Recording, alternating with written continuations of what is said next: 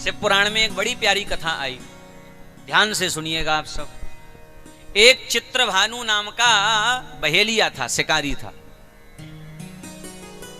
बड़ा निर्धन था, जंगल में शिकार करके ही अपने घर परिवार का भरण पोषण किया करता था। जिस गांव में, जिस नगर में वह चित्रभानु रहता था, उस नगर में एक साहूकार था। चित्रभानु ने उस साहूकार से पैसा उधार ले लिया, कर्ज पर, ब्याज पर।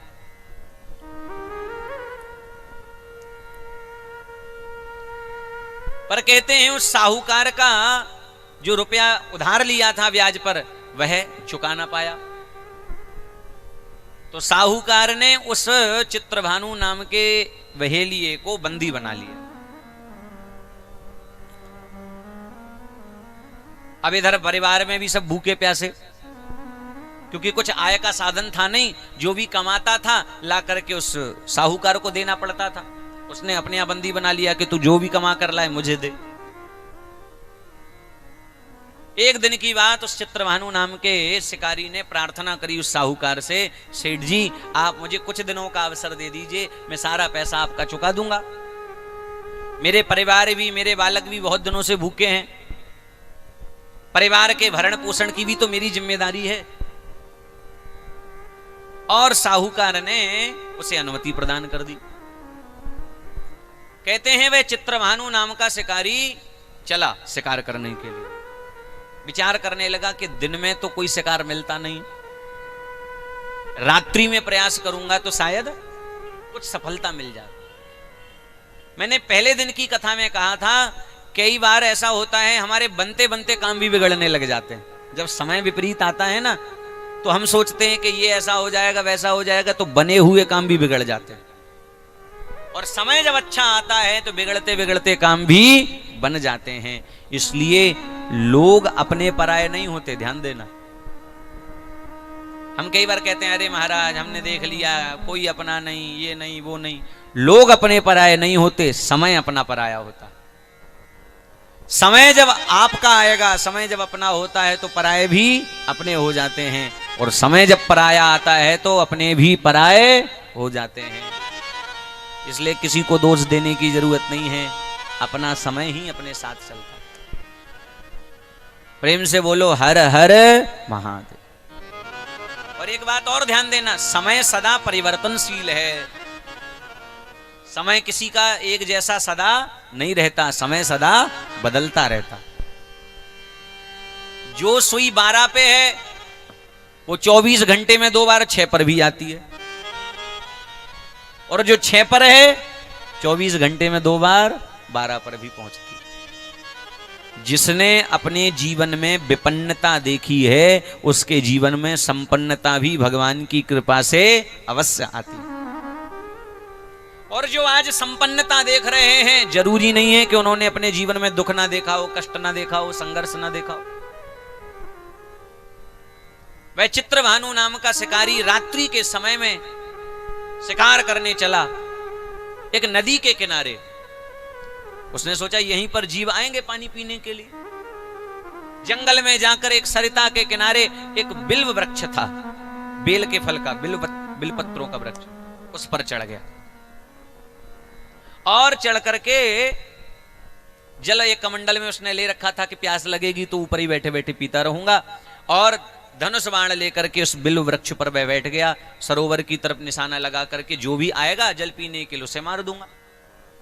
अब संयोग मानिए कि वो जिस रात्रि में शिकार करने चला वो रात्रि थी शिवरात्रि। ध्यान से सुनना आप सब, कौन सी रात्रि थी? शिवरात्रि। और वो जिस वृक्ष पर बैठा शिकार करने के लिए, वो वृक्ष था बेल का वृक्ष, बिल्व वृक्ष।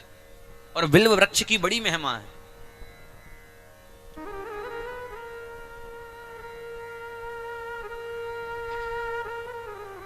शिव पुराण में वर्णन है, जो अपने जीवन में बेल का वृक्ष लगाता है उसके 4000 पितर, जैसे जैसे वो वृक्ष बढ़ता है ना, जैसे जैसे वो बिल्व वृक्ष बड़ा होता है, उसके 4000 पितर तृप्त हो जाते हैं, 4000 पितरों की मुक्ति हो जाती है। बिल्व वृक्ष लगाने की बड़ी महिमा है।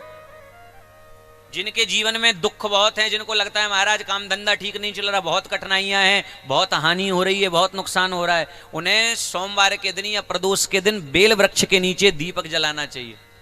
बेल वृक्ष के नीचे जो दिया जलाते हैं शाम के समय में, प्रदोष के दिन या सोमवार के दिन, आप ज्यादा नहीं, केवल 5 सोमवार भी कर लेवे, 5 प्रदोष भी कर लेवे, तो धीरे धीरे जीवन से दुख कष्ट दूर होने लग जाता, संपन्नता आर्थिक दृष्टि से लाभ होने लग जाता। ये बिल वृक्ष की महिमा। तो कहते हैं बिल वृक्ष के ऊपर बैठ करके वह बहेलिया धनुष बाण लेकर बैठा था। शिवरात्रि का दिन था और रात्रि के समय में एक गर्भवती मृगी, प्रेम से कहिए हर हर, प्यासी थी। प्यास से आतुर होकर के वह आई सरोवर के किनारे जल पीने के लिए। और जैसे ही वह सरोवर के किनारे जल पीने के लिए आई तो उस बहेलिये ने निशाना लगाया। और जैसे ही निशाना लगाया तो कहते हैं निशाना लगाते वक्त जैसे ही उसने धनुष से बाण चलाया तो उसका हाथ हिल गया संयोग से, और हाथ में वो जो कमंडल था, कमंडल का जल छलका और ऊपर से कुछ बिल्वपत्र थे वो टूटे, और संयोग से उसी वृक्ष के नीचे एक भगवान शंकर का शिवलिंग था। आपने देखा होगा दूर सुदूर, आप हिमालय में भी चले जाओ, हिमाचल भी चले जाओ, तो पेड़ों के किनारे, नदियों के किनारे भगवान शंकर का शिवलिंग तो आपको मिल ही जाएगा। संयोग से उस कमंडल से जल छलका और बिल्वपत्र के कुछ वृक्ष टूटे और शिवजी के ऊपर चढ़ गए। और जैसे ही आवाज आई तो उस मृगी ने प्रार्थना करी उस बहेलिये से, कहा कि देखो मेरे छोटे छोटे बालक हैं, मैं तो प्यासी थी, यहां जल पीने के लिए आई हूं, अगर आप मुझे मार देंगे तो मेरे बालकों का लालन पालन कौन करेगा? जंगल में बड़े बड़े हिंसक जीव रहते हैं, सिंह आदि, मेरे बालकों की रक्षा कौन करेगा? बहेलिये ने कहा कि अगर तेरे बालकों के बारे में विचार करूंगा तो मेरे बालकों का क्या होगा? भाई मैं तो बहेलिया हूं, मेरा काम ही शिकार करना, मैं तो शिकारी हूं, अगर मैंने तेरा शिकार न किया तो मेरे बालक घर में भूखे सोएंगे। तो समर्गी ने कहा कि देखो आप, मेरे ऊपर आपका अधिकार है, लेकिन एक अवसर मुझे दो, मैं एक बार घर चली जाऊं और अपनी बहन को अपने बालक सौंप कर आ जाऊं। भाई कोई तो चाहिए जो मेरे बालकों का ख्याल रखे, मैं वचन देती हूं कि लौटकर वापस आ जाऊंगी। कहते हैं बहेलिये को ना जाने संयोगवश दया आई और संयोग से उस बहेलिये ने दया करके उस गर्भवती मृगी को छोड़ दिया। शिवरात्रि का प्रथम पहर बीत गया, इधर वो मृगी घर ना लौटी तो उसका जो पति था मृग, वह मृग उसे ढूंढते ढूंढते सरोवर के किनारे आया और वह प्यास लगी थी जल पीने के लिए। जैसे ही सरोवर के किनारे आया उस बहेलिये ने पुनः धनुष पर बाण चढ़ा करके जैसे ही संधान किया, बाण चलाया तो हाथ हिला, कमंडल से जल छलका, बिल्व के पत्ते टूटे, शिवलिंग पर पुनः चढ़ गए और निशाना भी चूक गया। उस मृग ने देखा, सावधान हो गया। मृग ने प्रार्थना करी कि भैया आप मुझे मत मारो, मैं तो अपनी पत्नी को खोजने के लिए आया था, वहां मेरे छोटे छोटे बालक हैं।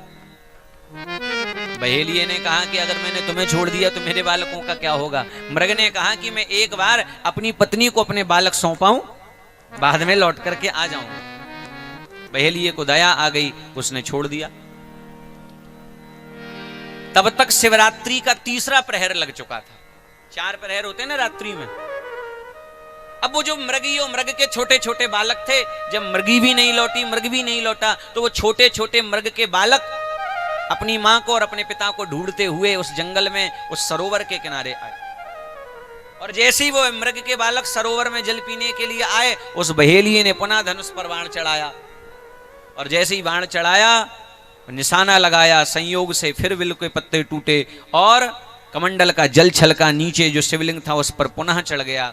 वह बालक सावधान हो गए, प्रार्थना करने लगे, आप हमें न मारें, हमारे माता पिता हमें ढूंढ रहे होंगे, एक बार जाकर के हम उन्हें कहे आए, फिर बाद में लौट कर आ जाएंगे। अगर आपने हमें मार दिया तो हमारे माता पिता तो हमें ढूंढते ही रहेंगे।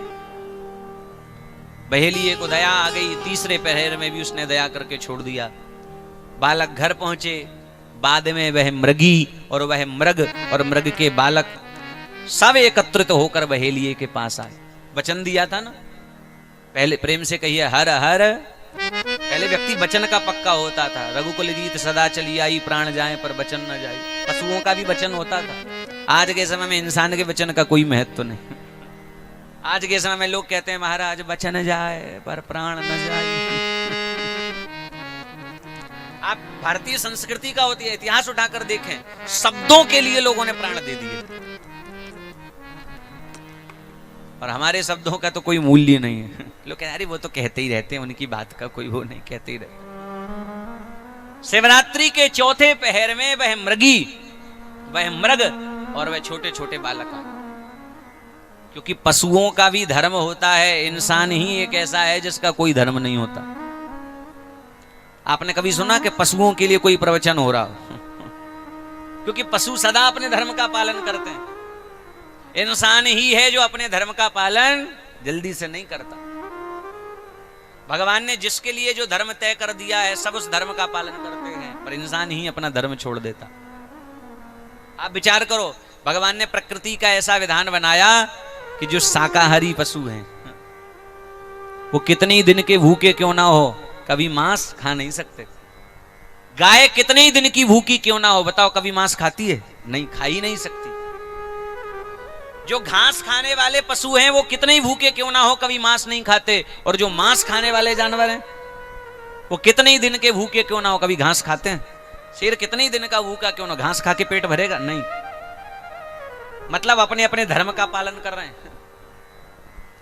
घास खाने वाले पशु कभी मांस नहीं खाते, मांस खाने वाले जानवर कभी घास नहीं खाते, पर धन्य है ये आदमी, घास खा जाए, मांस खा जाए, आप इसे समझाओ तो आपकी खोपड़ी खा जाए, कुछ नहीं छोड़ता।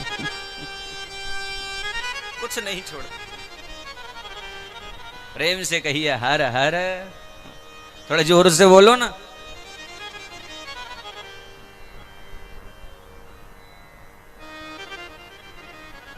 चौथे पहर में वह मृगी और मृग वह बालक लौट करके आए, और जैसे ही बहेलिये ने देखा बड़ा प्रसन्न हो गया, पर कहते हैं जैसे ही धनुष पर बाण चढ़ाया, संधान करने के लिए तैयार हुआ, वह गर्भवती मृगी थी, मृग भी था, छोटे छोटे बालक थे। बहेलिये के हृदय में ना जाने क्यों दया जाग गई। उसने सोचा मैं अपने परिवार का भरण पोषण करने के लिए इन विचारों को क्यों मारूं, और दया करके उसने छोड़ दिया। और जैसे ही वह वृक्ष से उतर रहा था तो उतरते वक्त वह कमंडल पुनः हिला, बिल्वपत्र के कुछ पत्र टूटे और नीचे जो शिवलिंग था उस पर चढ़ गए। उसी वक्त जैसे ही वो वृक्ष से नीचे उतरा तभी वहां पर देवादिदेव भगवान शंकर प्रकट हो गए। बोले शंकर भगवान की जय हो। और भगवान शंकर ने प्रसन्न होकर कहा भैया मांग ले, तुझे क्या चाहिए, आज मैं तुझसे प्रसन्न हो गया हूं। बहेलिये ने कहा मैंने ऐसा किया क्या है जो आप प्रसन्न हो गए हो।